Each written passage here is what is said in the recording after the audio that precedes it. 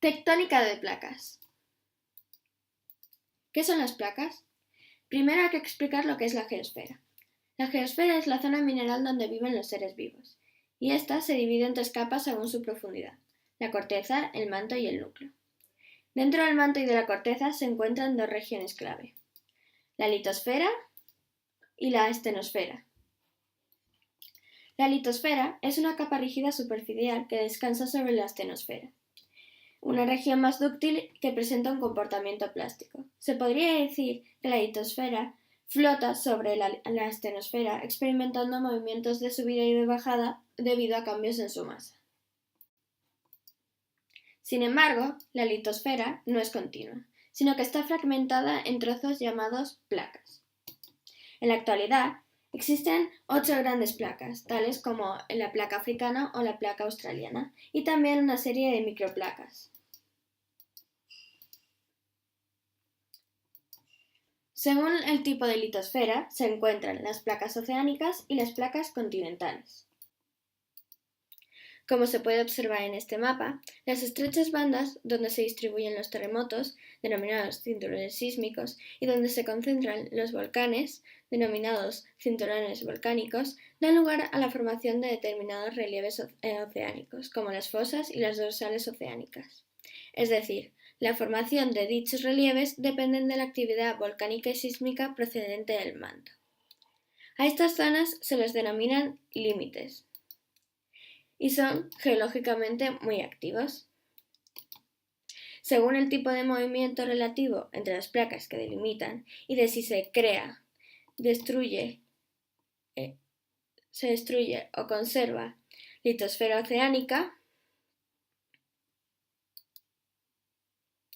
existen los siguientes tipos de límites, como el límite constructivo divergente, el destructivo convergente y el pasivo o conservativo.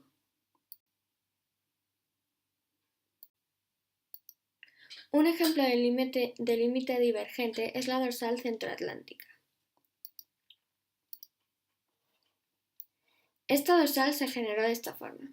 En primer lugar, en el manto terrestre se produce un ascenso de placas tectónicas en la litosfera debido a que la masa de esta disminuye.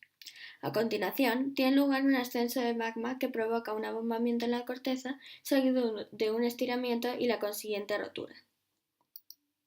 Estas placas se separan y se alejan, y por último, entre ellas se crea una nueva litosfera oceánica.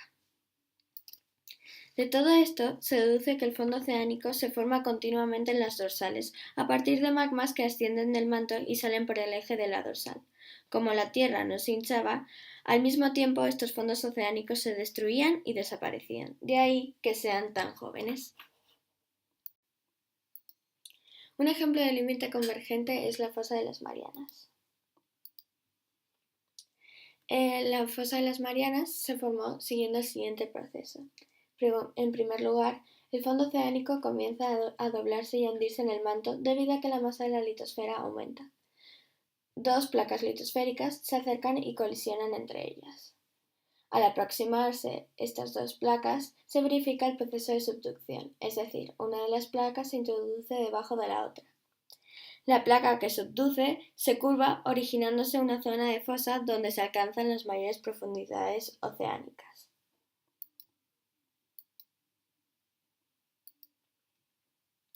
La desaparición de toda la litosfera oceánica implica un proceso de colisión continental.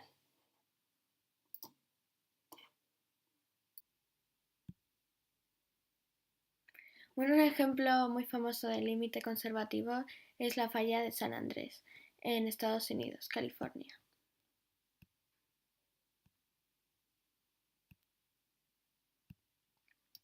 Los límites conservativos son zonas donde el movimiento de las placas es paralelo y de sentido contrario, conocidas también por zonas de falla transformante.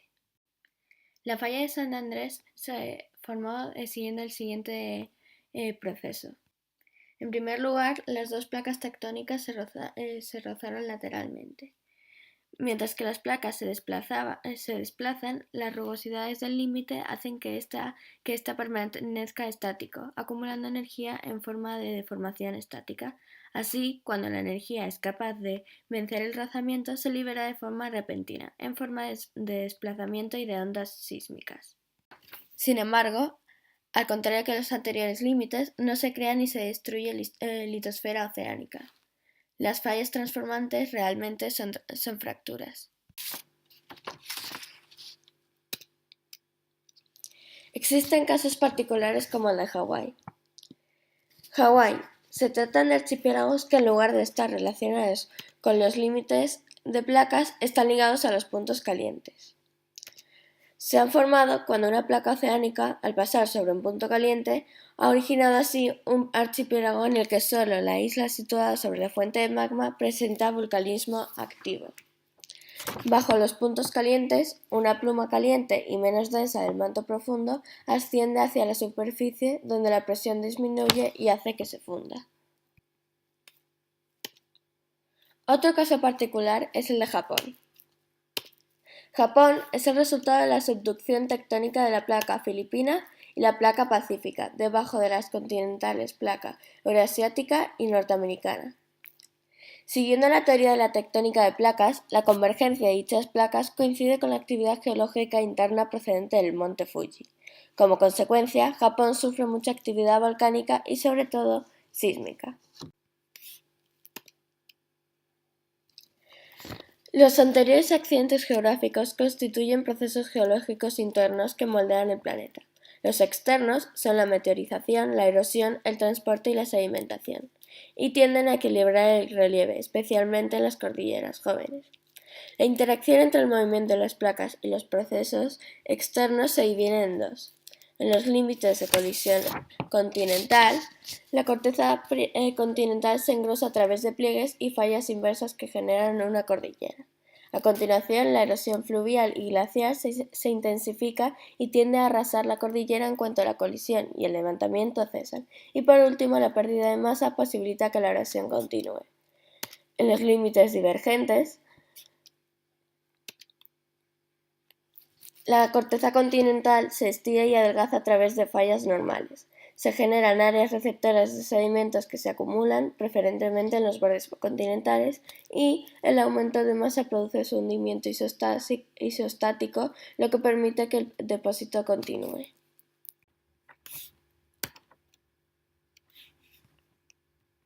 La formación de cordilleras, como el Himalaya, se produce por colisión continental u orógenes de colisión. Se produce como consecuencia de la colisión de dos continentes. Ambos continentes entran en contacto. Se inicia la formación del orógeno, en donde la subducción se detiene pero el acercamiento continúa.